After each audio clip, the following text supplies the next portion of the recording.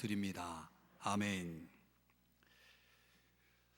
사형을 앞두고 딱 5분의 시간이 주어진 젊은 사형수가 있었습니다. 딱 5분. 우리에게 주어진 시간이 5분밖에 없다면 얼마나 소중한 시간이겠습니까? 이 남은 5분의 시간을 어떻게 보낼까? 그 젊은 사형수는 고민했습니다. 그래서 결정하기를, 이제 그는 사랑하는 이들을 위한 작별의 기도로 2분을, 그리고 그 이웃들과 자신의 생애 속에 함께 하셨던 하나님께 대한 감사의 기도로 2분을, 그리고 자신을 받아주고 자신의 눈에 보여지는 그 아름다움을 감상하도록 허락한 이 땅의 존재에 대해서 1분 동안 감사의 기도를 드리고자 했습니다. 자, 여러분, 이 기도를 시작하자 이 젊은 사형수는 눈물을 주체할 수 없었습니다. 그 하염없이 흐르는 눈물 속에 흐느끼다가 어느새 2분이라는 시간이 지나갑니다. 그는 이제 곧 3분 후면은 인생이 끝난다라고 하는 생각 속에서 자신의 그 잘못 살아온 인생에 대한 후회와 회개의 그 안타까움을 가지고 이제 그는 남은 시간을 맞이하게 됩니다. 이렇게 끝나는구나 하면서 말이죠. 그런데 잠시 순간 놀랍게도 사형 집행 중지 명령이 내려진 것입니다. 그는 석방이 되었습니다.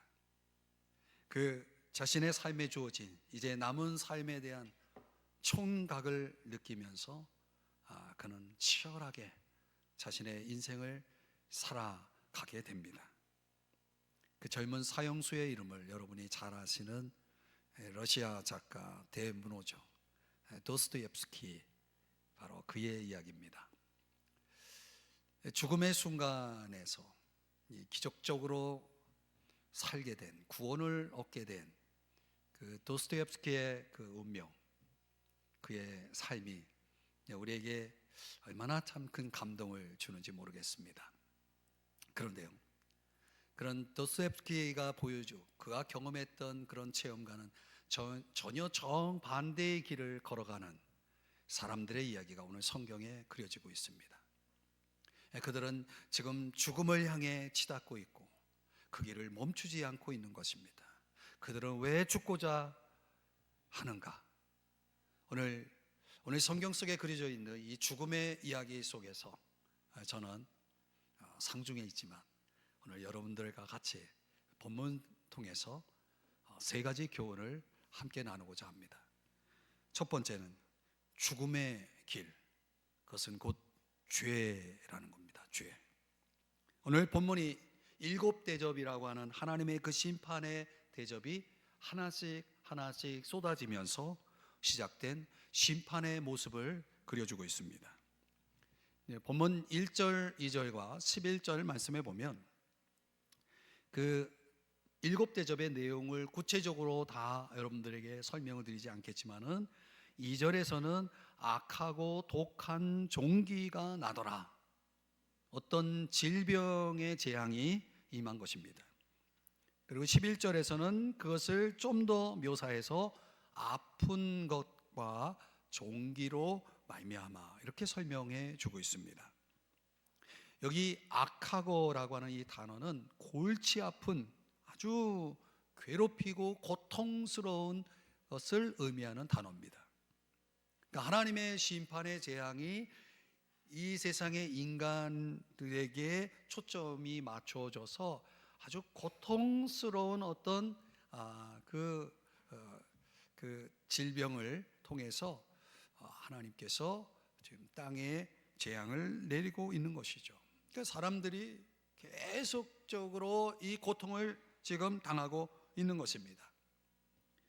자, 그런데 3절, 4절 말씀에 이어서 보면은 그 재앙의 성격이 이번에는 둘째 천사가 대접을 땅에 부을 때 바다에 쏟아집니다. 근데 이 바다에 쏟아진 그 재앙의 결과물이 바다 가운데에 있는 모든 생물이 죽더라.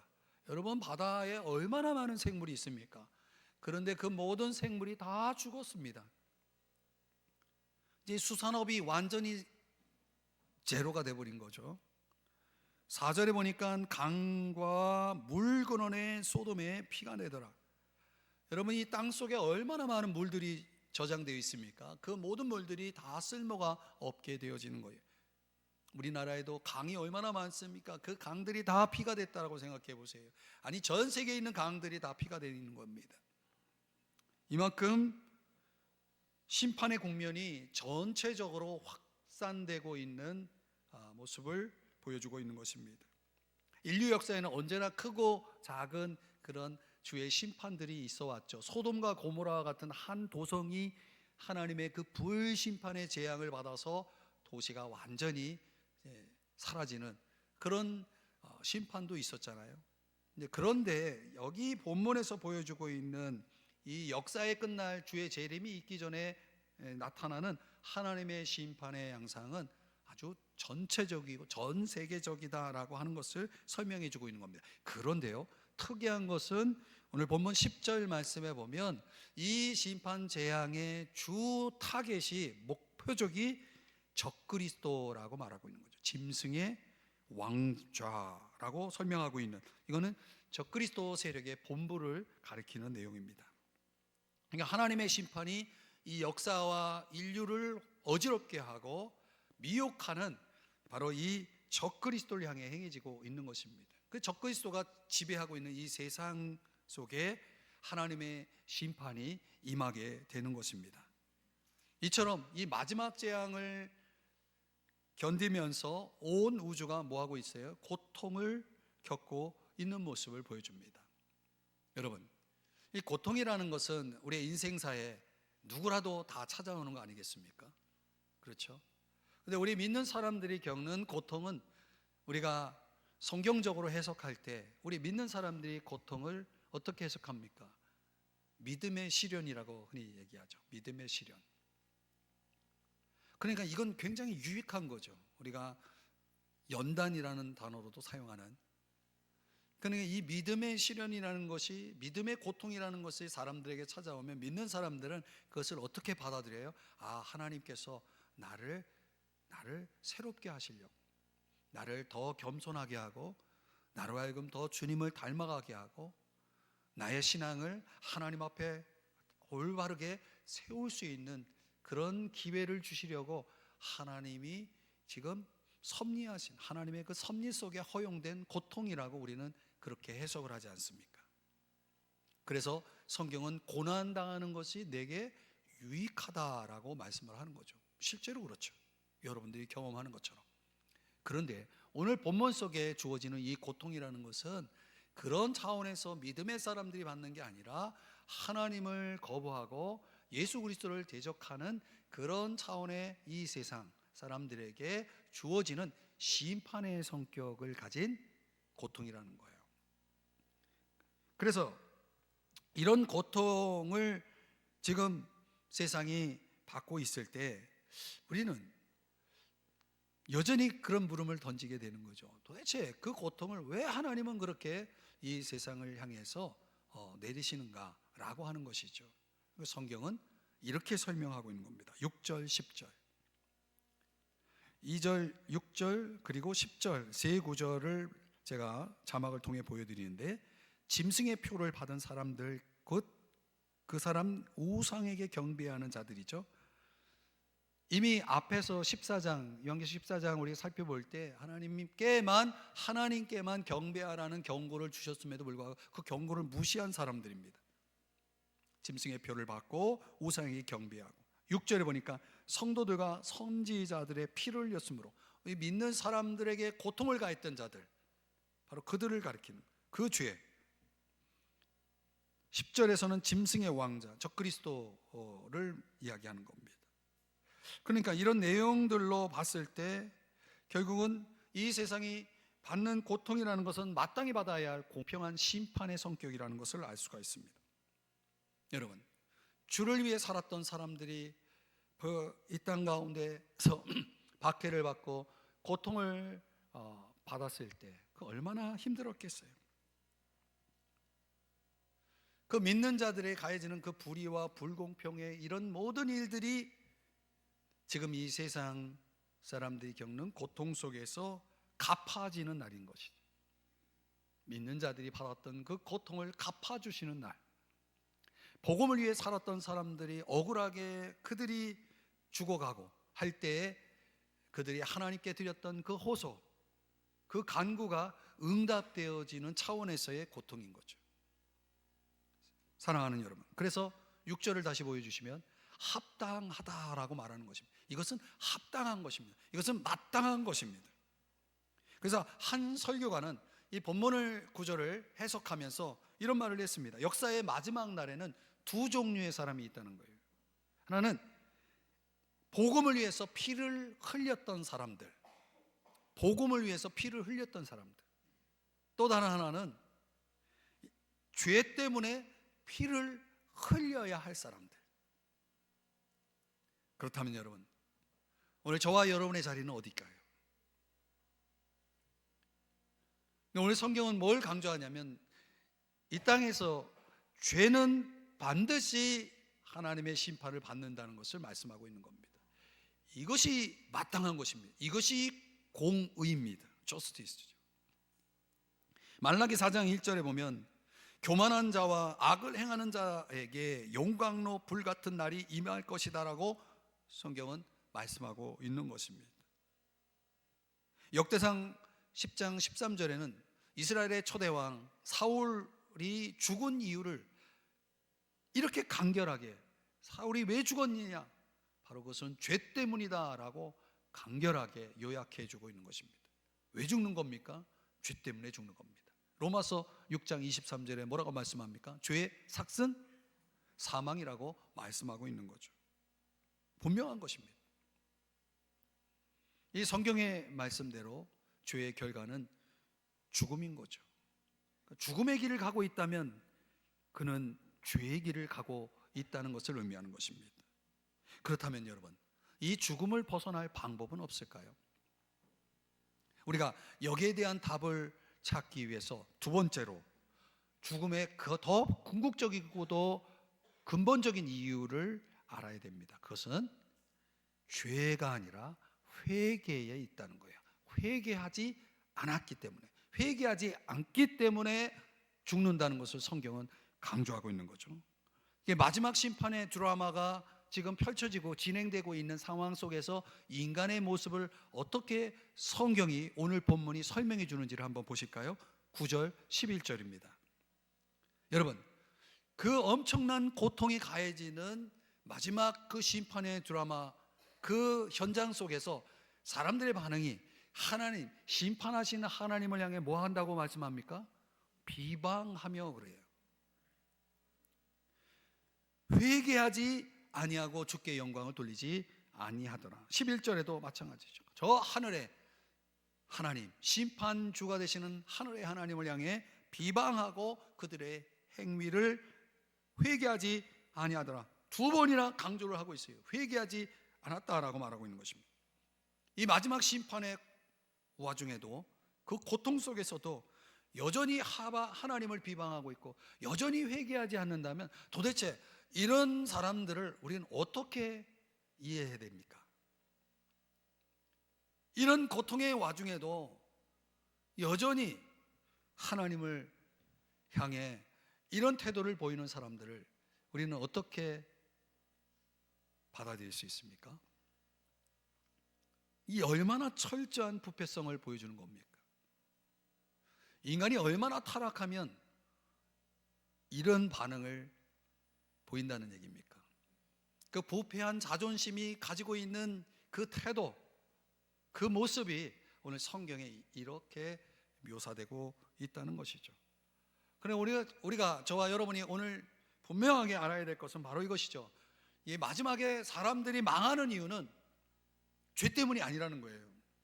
물론 그 죄가 가져온 결과이긴 하지만 보다 더 근본적인 것은 죄를 용서하시고 그 죄인인 나를 용납하시고 새롭게 하시는 하나님을 받아들이지 않고 그분께로 삶을 돌이키지 않았기 때문이다 라는 것입니다.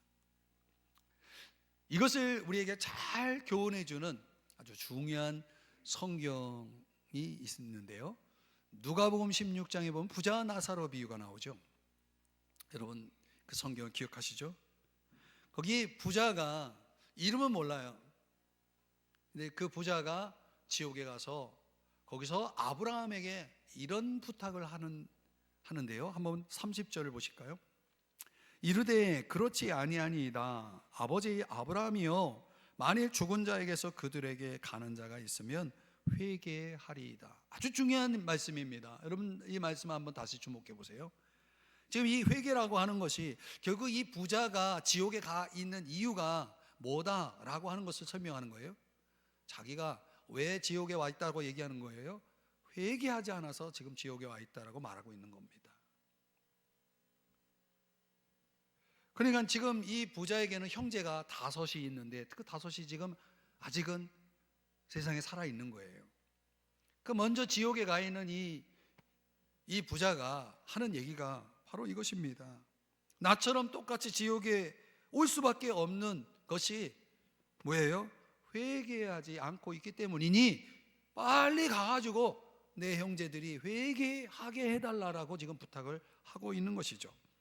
그러니까 여러분, 천국의 정문에 간판이 있다 그러면 아마 그 간판에 이런 글이 써 있을 거예요. 회개하는 자만이.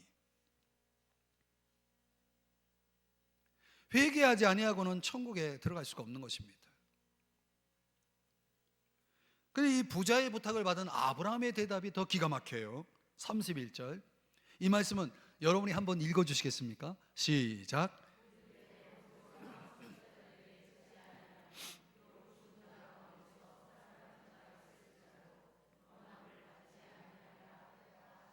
예, 그렇습니다. 모세와 선지자들 통해서 하신 말씀은 우리가 가지고 있는 성경이라고 말한다면 그 성경을 통해서 권함을 받지 않는다, 그런 사람은 죽은 자 가운데서 살아나는 자가 있을지라도, 엄청난 일이죠. 저희 어머니를 어제 관에 모셨는데 저희 어머니가 갑자기 관을 열고 나온다고 생각해 보세요. 이게 얼마나 놀랄 일이에요. 그런 그 어머니가 하는 이야기를 얼마나 사람들이 경청할까요? 근데 오늘 성경은 뭐라고 말하냐면 그런 사람이 나타나가지고 아무리 얘기해도 권함을 받지 않을 거다. 무슨 말인가? 성경 말씀으로 충분하다는 거예요. 성경 말씀을 듣고도 회개하지 않는 사람들은 결국 뭘 봐도 뭘 경험해도 회개하지 않는다는 얘기를 하는 거죠. 이 철저하게 성경은 누가복음 16장의 이 부자의 예를 통해서 지옥에 가는 이유는 회개하지 않기 때문이다, 하나님을 향해 삶의 방향을 돌이키지 않기 때문이다 라고 아주 분명하게 말씀을 하고 있는 거예요. 그럼 여러분, 우리 주변에 믿지 않는 자들이 얼마나 많습니까? 제가 20여 명 넘는 친지들을 위해서, 저 같은 학렬에 속한 친지들을 위해서 그 이름을 쭉 불러가면서 기도하거든요.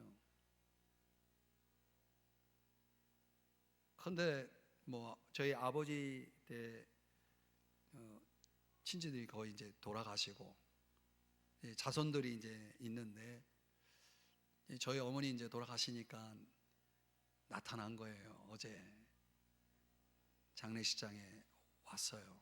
제가 새벽마다 기도하고 있기 때문에 얼마나 반갑습니까?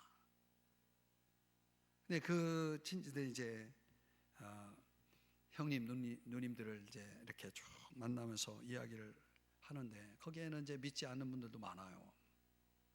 어제 장례식장은 저에게는 전도 현장이었어요. 그분들에게 전도를 하고 하는데 그 믿지 않는 사람들은요 참 이유가 많아요. 이래서 안 되고 저래서 안 되고 제사를 지내서 안 되고 이유가 많은데 사실은 성경은 진짜 믿지 않는 이유는요 회개하기 싫은 거예요. 내 삶을 하나님께로 돌이키기를 싫어하는 거예요. 근데 그거는 다 감춰두고 표면적으로는 이래서 안 되고 저래서 안 되고 이런저런 얘기를 하는 거죠. 여러분, 정말 하나님을 바라보고 사는 자들은요, 죄 가운데 거할 수가 없어요. 죄를 고백하고 포기할 수밖에 없거든요. 날마다 하나님을 가까이 하지 않으면 안 되거든요. 이게 믿음의 사람들, 하나님을 바라보고 사는 자들, 회개한 사람들의 삶의 모습인 거예요.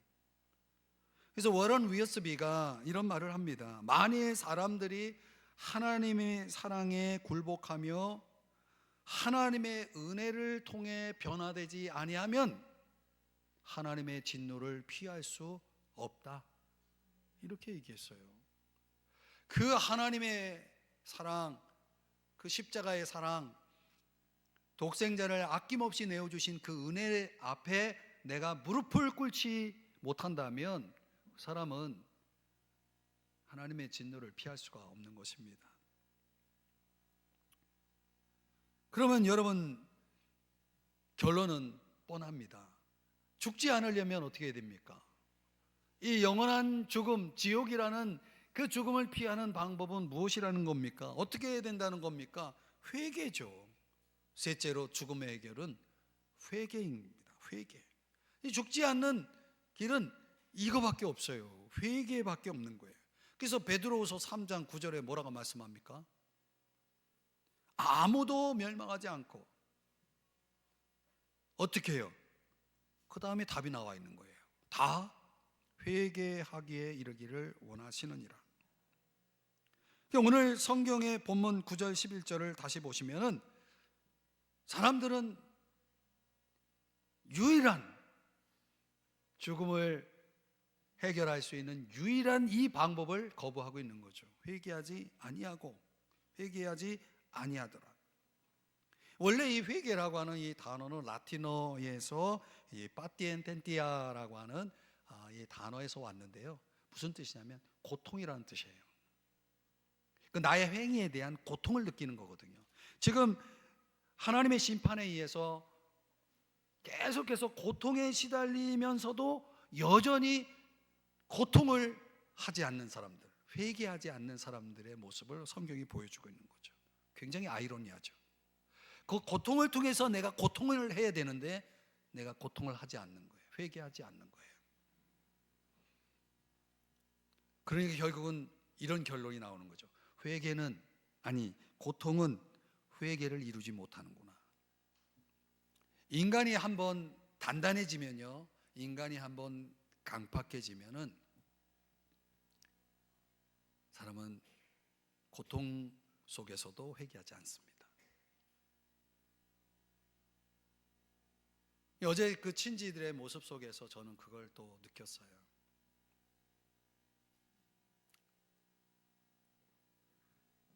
저희 아버지가 3년 전에 돌아가시고 이제 이번에 또 3년 지나서 저희 어머니가 돌아가셨는데, 이제 제가 저희 그 누님들, 형님들 앞에서 그런 얘기를 했죠.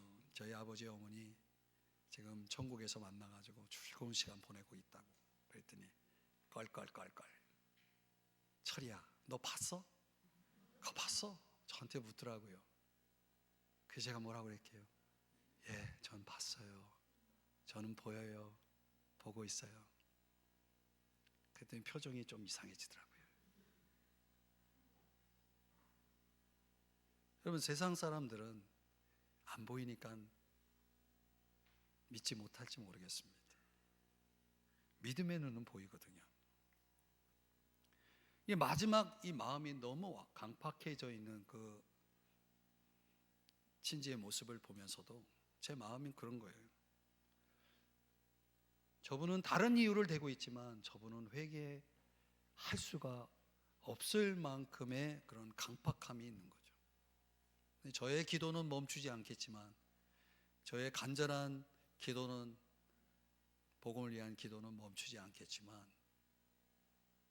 정작 내가 회개할 수 없는 상태까지 가면 그때는 이제 희망은 없어지는 거죠. 거기까지 가기 전에 하나님께로 돌아와야 되는 거예요.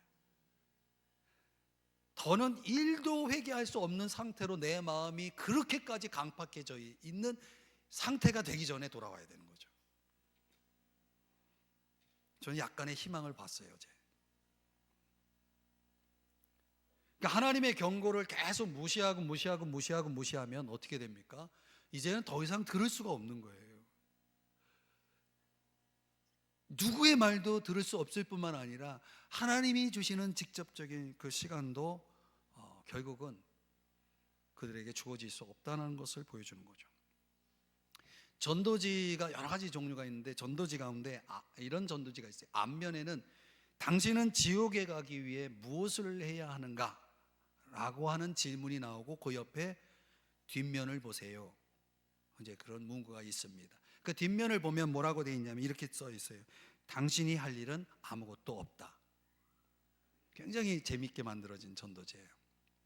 여러분, 지옥에 가려면 무엇을 해야 돼요? 아무것도 할 일이 없어요.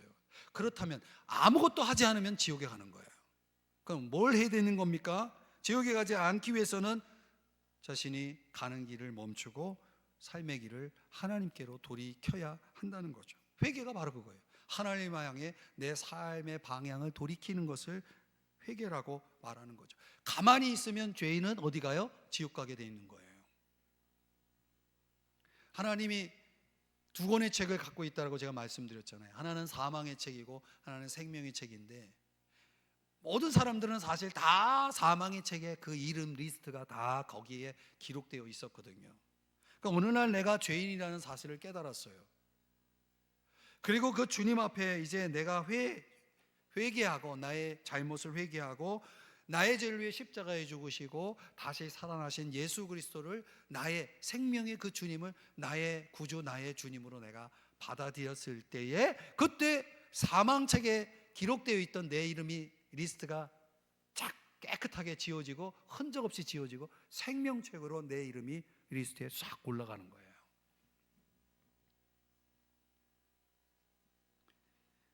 요한복음 5장 24절에 그렇게 말씀하잖아요. 우리 이 말씀을 한번 자막을 보면서 다 같이 한번 읽어보겠습니다. 시작. 내가 진실로 진실로 너에게 이르노니 내 말을 듣고 또 나 보내신 이를 믿는 자는 영생을 얻었고 심판에 이르지 아니하나니 사망에서 생명으로 옮겼느니라. 아멘. 여러분, 우리가 이 약속의 말씀을 믿고 예수 그리스도를 나의 주님으로 의지하셔야 되는 거예요. 여전히 저의 어제 만났던 그 친지분들 가운데도 있고, 여전히 사망과 생명 사이에서 방황하고 있는 분들, 천국과 지옥에서 어디로 갈까 아직도 선택하지 못하고 있는 분들, 여러분, 그런 분들이 자신의 영원한 운명을 결정하는 시간을 뒤로 미루고 있다는 게 너무 안타까워요. 지난주 금요일 8시 30분에 제가 응급실에서 저희 어머니를 만났어요. 멀쩡했어요. 대화도 하고 저의 기도를 받고 아멘 소리도 응급실에 사람들이 다 들을 정도로 큰 소리로 아멘도 하고, 아파요 안 아파요? 하나도 안 아파 그러시더라고요, 저희 어머니가. 근데 장천공이 생겨서 그 오염을 이제 빨리 치료받기 위해서 응급으로 오셨는데, 그 1시까지 멀쩡하신 분이 수술 받으러 들어가시면서 마취를 받고 수면 상태에 있다가 돌아가셨어요. 신기하죠? 어떻게 이런 일이 일어나지? 근데 사실은 제가 그렇게 기도했거든요. 주무시는 것처럼 계시다가 아무런 고통 없이 돌아가시게 해달라고. 사실은 제 기도의 응답이었어요. 저는 그러나 그런 방식의 기도 응답을 원하지는 않았어요. 그런데요, 제가 또 한 가지 느낀 게 있어요. 그때가 마지막이었던 거예요. 여러분, 내 운명을 내가 결정할 수 없는 거예요. 내가 선택할 수 없는 거예요. 나의 마지막이 어떻게 찾아올지는 아무도 모르는 거죠. 그 마취 받으러 들어가가지고 수술 받으러 들어가서 그게 마지막이라고 저희 어머니가 생각했을까요? 그렇지 않아요. 전 느꼈어요. 아, 그렇구나. 지금이 고린도후서 6장 2절에 말씀하는 것처럼 은혜 받을 때고 지금이 내가 구원받을 때인 거예요. 나의 내일은 내가 결정할 수 없는 거예요. 그럼 우리 모두가 다 그 길을 가고 있는 거죠. 많은 사람들이 죽음의 길을 가고 있잖아요. 생명의 길이 아니라 죽음의 길을 가고 있는데 그들이 언제나 돌아올까? 본인 선택이죠. 언제 선택할 거예요? 지금이어야 된다는 거예요. 사망에서 생명의 천국으로 자신의 인생의 방향을 돌이키는 데 있어서 주저해서는 안 되는 거예요. 지금이 회개할 때고 지금이 나의 길을 천국의 길, 생명의 길로 방향 전환을 해서 나의 주, 나의 구주가 되시는 예수 그리스도를 믿고 따라가야 될 바로 절호의 찬스라고 하는 것을 성경은 또 오늘 우리의 현실은 그렇게 우리에게 말씀하고 있는 것입니다. 사랑하는 여러분, 탈무드에 보면 자기 잘못을 인정하는 것처럼 마음 가벼운 곳이 없다 이런 말이 있습니다. 그 말은 정답입니다. 진실입니다. 진리입니다. 회개라는 것은요 바로 그런 거예요. 나의 잘못을 인정하는 거죠. 그렇기 때문에 우리 친지 형님이 말씀하는 것처럼 그런 속박 나는 싫어 라고 말하고 있는 그런 소리는 하지 말아야 됩니다. 왜냐하면 그것은 속박이 아니에요. 그것은 자유예요. 그것은 생명이에요. 그것은 구원이에요. 우리가 죽고 다시 살아나는 길이에요. 그렇기 때문에 우리는 그 십자가의 길을 따라서 예수님을 따르는 방식, 우리의 인생을 가장 압축한 은유의 방식으로 우리는 준비되어 있어야 되는 거죠. 나의 삶이 영어로는 리바이스라고 해요. 새롭게 개정되어 있어야 한다는 것입니다. 그래서 언제라도 주님 앞에 내가 서게 된다면 천국 문을 열고 주님의 환영식에 참여해서 주님이 주신 생명을 누려야 한다는 거죠. 오늘 여기 계신 우리 모든 성도님들에게 그런 은혜와 축복이 있기를 주님의 이름으로 축원합니다. 기도하겠습니다. 사랑하시는 주님, 오늘의 이 말씀을 우리의 삶에 적용하고 우리가 정말 살기 위해서